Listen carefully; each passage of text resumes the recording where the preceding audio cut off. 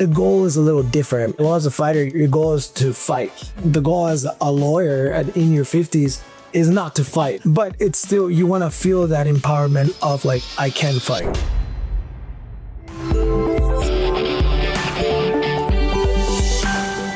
Welcome to this episode of the Pu'u Muay Thai Podcast. I'm your host, Jonathan Pu'u. Today, I have a guest with us. I have Kru Ed from Pu'u Muay Thai in Ventura, our chief instructor. Today, I brought him in specifically to talk about training in your 40s and 50s. He's been training people for a long time, all different ages. We talked specifically about this age group because we're starting to see more people come in this age that are interested.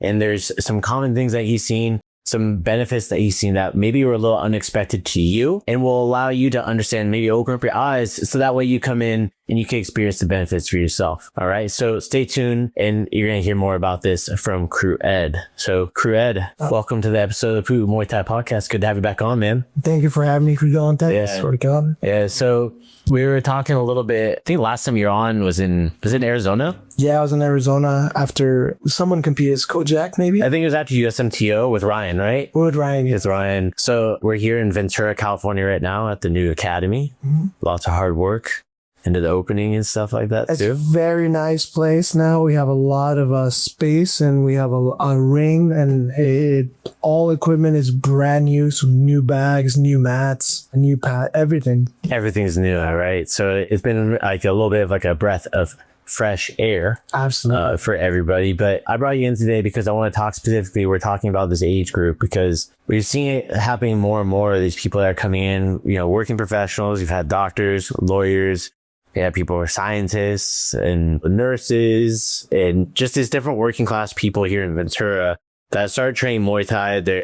Typically their kids start first. Yes. Right. And we do have some people who find us and do find out that this is for them without having their kid draw them into it also. And our main thing is like, why is it beneficial for people to train in their 40s? Right. So a lot of people think Muay Thai is only for fighters and specifically fighters in the 20s. Why do you think and why do you believe people in their 40s are some of the best candidates for training Muay Thai? Well, I believe that people in their 40s have so much to gain from Muay Thai, specifically like the main principles that I've been taught, which is balance. A lot of people as they get older, they lose a lot of their balance. Mm-hmm. Whether it be in life, physically or mentally.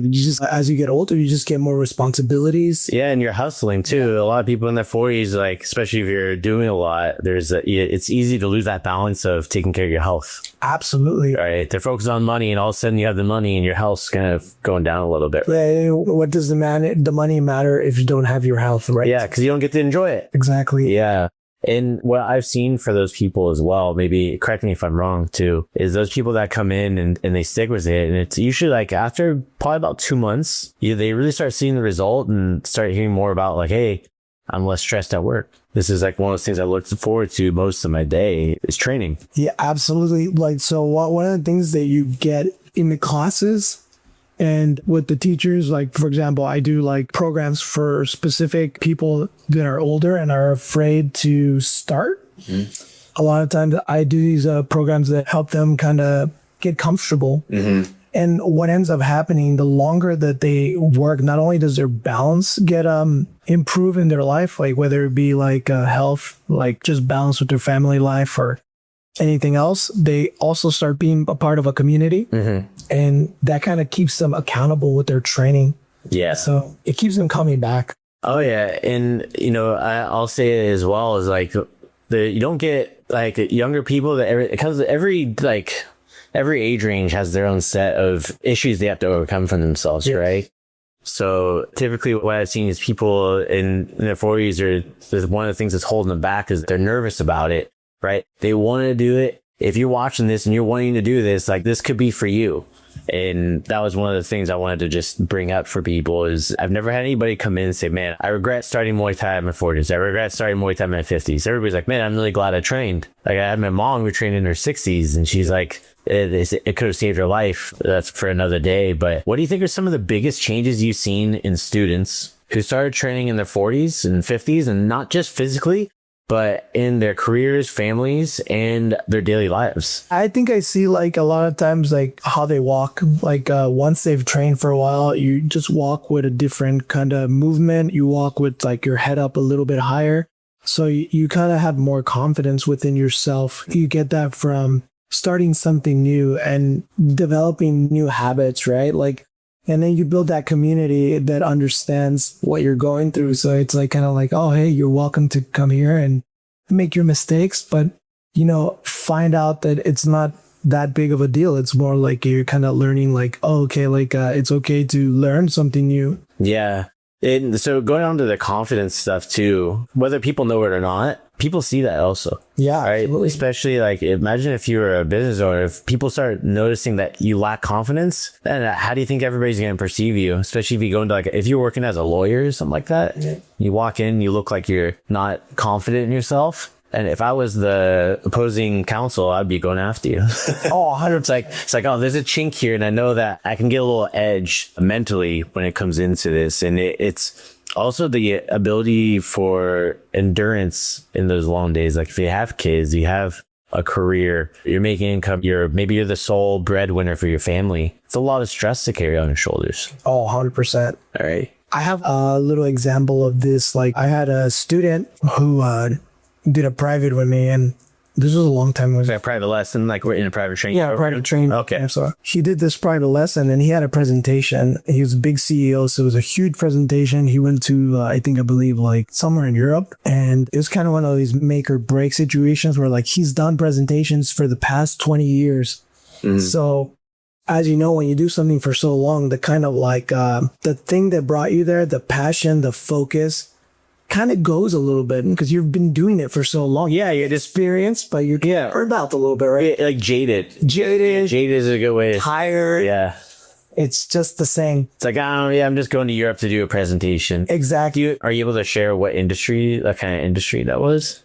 It was a clothing industry. Yeah. So apparel is... Yeah, apparel. I don't want to go too much. No.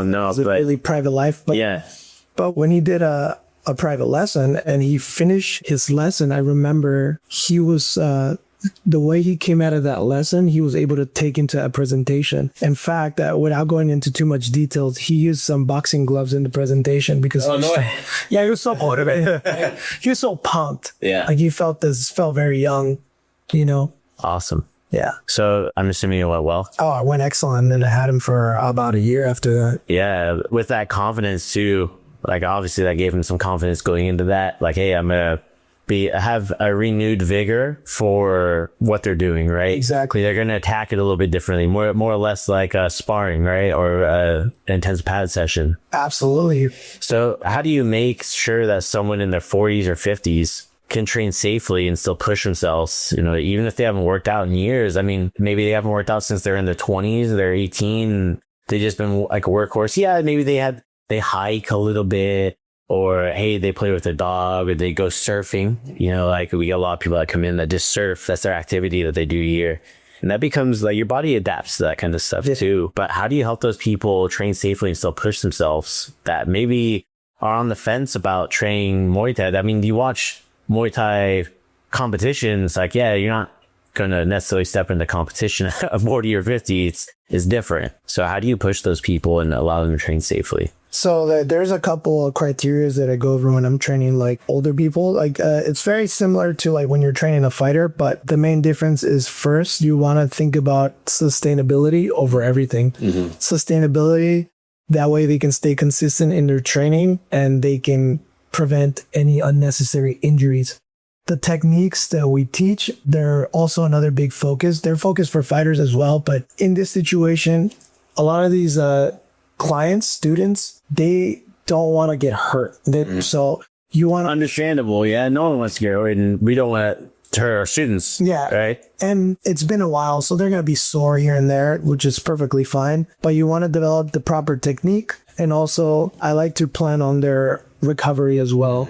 So thinking about like their proper sleep, the proper recovery, like fuel. So nutrition. Yeah. Those are the big main things, but those are the same as the fighter. So it doesn't really change that much. It just kind of, the goal is a little different. Yeah. Well, as a fighter, your goal is to fight. Yes. Yeah. Yeah. The goal as a lawyer in your 50s is not to fight. No.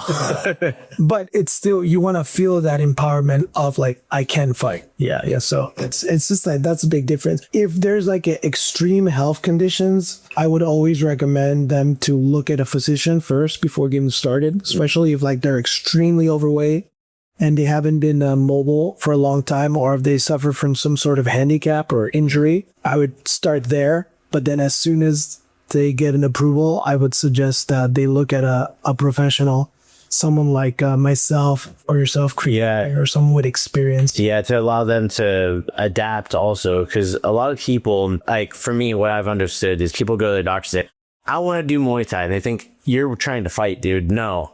Yeah. Right? It's like, no, I'm trying to do this for exercise, for the physical benefits, the mental benefits, and, just the whole physiological benefits of Muay Thai, what it gives them. So for anybody that's listening out there that might be a fit or it's sounding like you, just know that there is always a way around it in Muay Thai. It's the art of 8 limbs, right? So if you got a handicap, something like that, you can always work around it. It's like the joke we make with fighters, like, oh, your wrist hurts, cool. Well, one, stop punching with the hand. Start using the elbow instead, right? We'll work on the other side. We'll work more on your kicks. We'll work more on some technique. There's things that you can always adapt to into the program. But one of the things that I think a lot of people might not realize is when it comes into like your customized personal training programs. Yeah. Right. So walk me through, like, if you're going to personalize a training program for somebody in their 40s that hasn't trained a lot, like, what would you do? Like, what's step one? Like, what are some of the questions you'd ask them? Step one is having like a really open conversation about when was the last time that they worked out, how they lived their life. Like, is there any activity, right? Yeah, any activity. Is it a desk job? Are they fit? Or are they a construction? Are they a contractor? Yeah. Right? Okay. And what they want to get out of the program. Okay. That way I can do my best to fit a specific program for that person. Okay, so when you fit the program, you talk about like sleep, right? Sleep, hydration, nutrition. So when it comes into training programs, what is like, a customized program? What does training look like in that? What, like, do they check in with you once a week? Are they training with you like on an ongoing basis? Are they, I know some people, they take classes here too, with our training programs, and then they're doing private lessons alongside of that in like a customized program, right? Yeah. So how do you, like, I almost call it like a prescription of Muay Thai, right?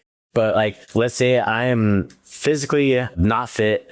I surf a little bit, I hike every now and then, play with my kids or my grandkids. What are that first step? What does that, first 2-3 weeks look like for me? The first 2-3 weeks is building confidence. Okay. What they're doing, it's where you make the most mistakes. And I believe that when you're making the most mistakes, you should be able to make those mistakes and not feel like you're doing something wrong, because it's part of the learning process. The second thing I'll start doing is building consistency. So whether it be a pattern, maybe I'll call you every Friday at 4 p.m.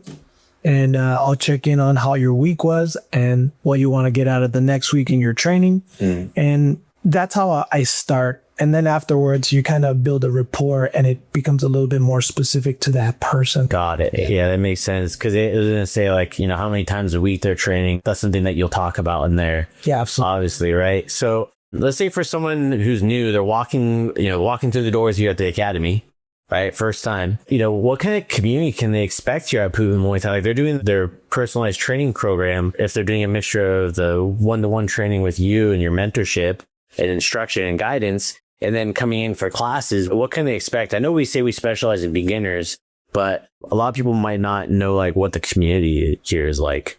Oh, it's a very welcoming community. If you've ever trained at a good Muay Thai gym, you're going to see that there's a lot of like-minded people, a lot of positivity, a lot of people helping each other out. And the most noticeable thing when you go to a gym, in my experience, if you go to a good gym, a lot of times the students that have the most experience are generally the most empathetic. So they understand what you're going through. That's why they become teachers a lot of times. They want to help people out. And even the students that aren't teachers, they know how it feels to come into this whole new thing. Yeah. And be intimidated. If not intimidated, not show it, but, feel a little bit at a place. Yeah. And there is more of those people in that 40 to 50 range that are also in that mix too, right? Absolutely. So find those people that are they're like-minded, a similar age group. And I think the Muay Thai community, the gym ecosystem, the academy ecosystem, I think one of the things that you get that's really special there is you're going to get people from all different ages, 18 to 70, right? And all those people are going to interact with each other, help each other out. So if you're 50 and you hang out with an 18-year-old, even if it's only in the academy, you feel young. Like, I don't know how to describe it. It's like you're passing down their wisdom, right? And they're passing out like energy. Yeah. That makes sense. It does. No, it does 100%. Just yesterday, I was giving a speech at a business mixer where we're talking about Muay Thai. And in there, we had a guy who was like in his late 60s. He's like, hey, what age are you training people? Right? He's like, is it common? Like, are you just training like, kids, teens, and like young adults? I'm like, no, man. You had people start in their 70s. Like, I've had multiple people start in their 70s and in their 60s, 50s, especially their 40s. So like 40 is pretty young in the program, in my opinion. Of course, you're going to have like the kids, the people that are coming through our teens program to become young adults and stuff like that too. But mainly those group of people is the ones that are here. And sometimes the people that come here, they don't realize that their friend trains here. Yeah. Right. Or like their work colleague, like, oh, you work here too. Right. They work for, whether they work for the county or they work for a big company, and they see them in the office or at the hospital or something like that too. And they don't realize like, hey, I saw you working at CMH. I saw you working at VCMC, and hey, you always looked like you're in shape, but oh, you come here. Got it. So it gets a good like-minded group of people that have a similar goal in mind and are just trying to better themselves. Yeah. Right. So let's say that if someone in Ventura is listening right now, or somebody around Ventura, you're close by, let's say they're 45 years old. All right. Man, woman, doesn't matter. And maybe thinking they're too late to start. Hey, I don't know. I think I'm too old. It's too late. I'm not active. They're saying these negative thoughts in their mind. What would you tell them? Just come and train. Come and train. Try it. Like one of the biggest things that Muay Thai offers you is the ability to use your body in a different way, like self-defense, to build your balance, to build your confidence, and just try it. That's the number one. Even if you feel like you're too old, you have to try to see. To feel. Yeah. And for anybody that's out there might be thinking too, let's say they don't want to start in like a group setting. Like what happens? We have a personalized programs. So like myself, I have a personalized programs, like I said earlier. If that makes you feel a little bit more comfortable, we'll start there. And then if you want to try. Honestly, I think that's the ideal way for people to start. In my experience, people who are worried about starting, I think it's ideal for them to start 1-to-1. Yeah. Right? When they come in with somebody like you.